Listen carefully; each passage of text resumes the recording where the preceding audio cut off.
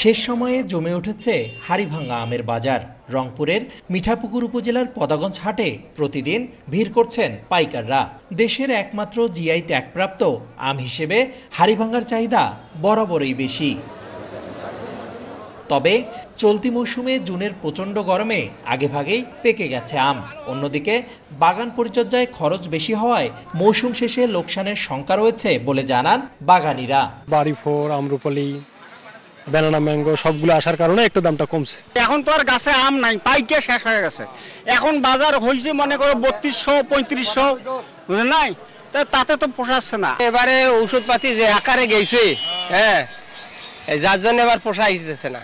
তবে কৃষি বিভাগের পরামর্শ, হাড়িভাঙ্গার পাশাপাশি অন্যান্য জাতের আম চাষ করলে চাষিরা লাভবান হবেন। শুধু হাড়িভাঙ্গার উপর নির্ভরশীল না থেকে যে জাতগুলো রপ্তানিযোগ্য সেগুলো আপনি পাশাপাশি আবাদ করেন। এবং আমাদের বেশ কিছু চাষি কিন্তু তারা কনভার্ট করেছে, হাড়িভাঙ্গাও আছে তাদের, এবং সেখানে আপনার আম্রপলি, ব্যানানা ম্যাঙ্গো, আপনার বাড়িয়াম ফোর, এগুলো তারা চাষ করতেছে এবং তারা কিন্তু বেশ লাভবান।